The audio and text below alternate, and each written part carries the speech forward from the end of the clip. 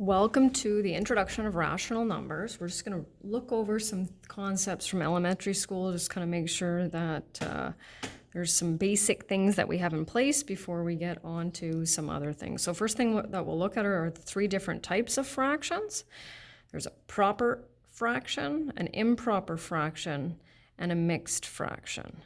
And my guess is that in elementary school that you left most of your answers in mixed form, and we're going to change that up. So improper is the most popular, I guess, form, and we used mixed only when we're dealing with word problems and when we're graphing on a number line for the most part. So proper fraction, here's an example, and that's where you have a smaller numerator than the denominator. And so what I want you to look at is I want you to determine if proper fractions are greater than 1 or less than 1. So if you're not sure, you can take your calculator and go 4 divided by 9, and the answer to that will tell you whether it's greater or less than 1, right? They are smaller than 1, or less than, it doesn't really matter, right?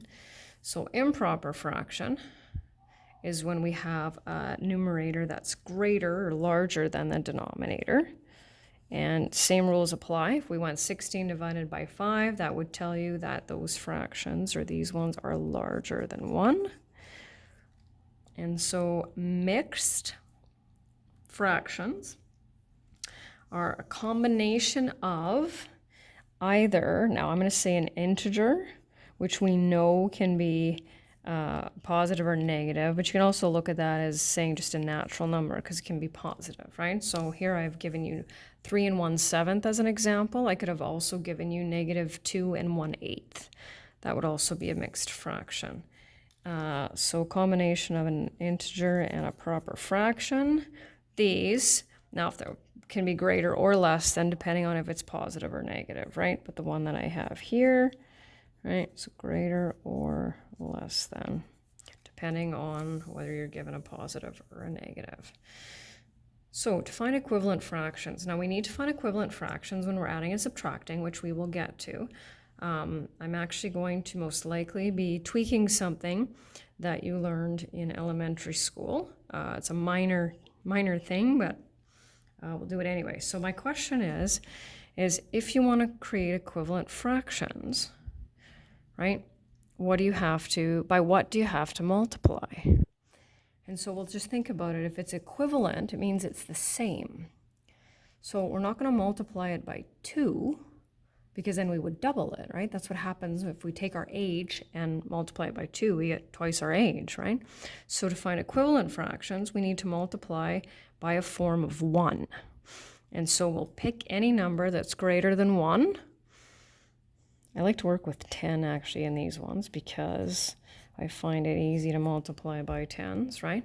And so we're not multiplying it by 10, we're multiplying it by 10 over 10. And what's 10 divided by 10? 1. That's the only way we can keep it equivalent, right? So 30 over 40. So these are equivalent fractions, right? Let's do a different one. So 7 over 5. So any number greater than 1 times 4 over 4 is 28 over 20. And then a very similar concept with simplifying fractions. So normally when I say to students in grade 9, I say, okay, in order to simplify that, by what do you need to divide it? And students will say 6. And I'll say, well, remember, when we're simplifying it, it's still equivalent, right? So we can't take our age divided by 6 and get our age. That's just not going to work. So we're actually going to divide it by 6 over 6. And I know that in elementary school that you were taught, right, to divide the numerator by 6 and the denominator by 6. But then students don't normally understand that that actually means you're dividing it by 1. And I think that's the important concept. So this is the way that I want you to set it up. I don't want 2 division signs with a divide by 6 and a divide by 6. And even if that's the way you learned it in elementary school, we're going to tweak it here. So 6 divided by 6 is 1. 12 divided by 6 is 2. And of course, right, that is the simplified answer.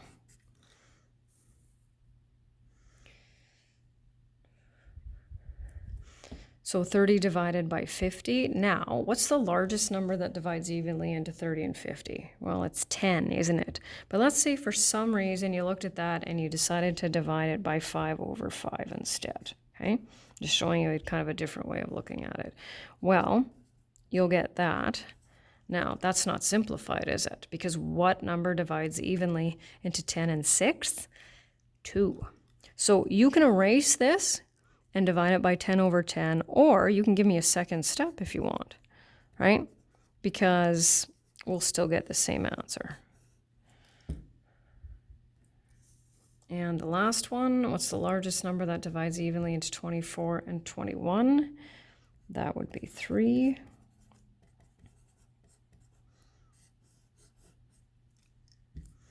So some real life examples of rational numbers, right? Let's think of, places where we include decimals and fractions. Well, to be honest with you, temperature, because I've definitely seen temperatures to 1 decimal place.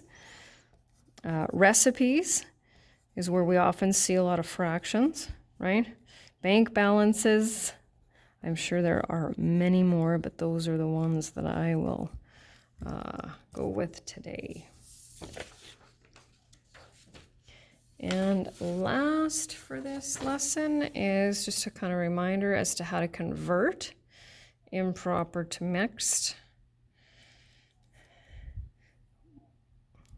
So the steps are here. First thing we'll do is we'll divide the numerator by the denominator. So 11 divided by 4, how many times does 4 go into 11? Well, that is 2. So that becomes our larger, whole number.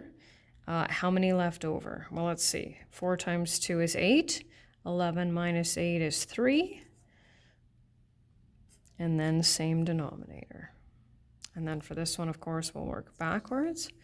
So how many times does 7 go into 40? That would be 5. 5 times 7 is 35. 40 minus 35 is 5. And then mixed to improper.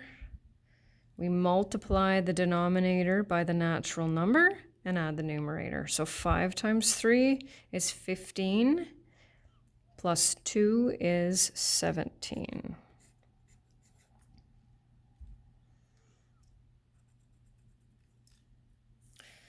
And I'm actually going to do one of these with you as well. Now, what we have to watch here is that we know that this fraction is negative, okay?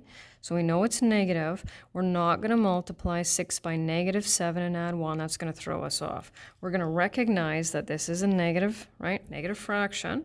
And we're going to go 6 times 7 is 42 plus 1 is 43.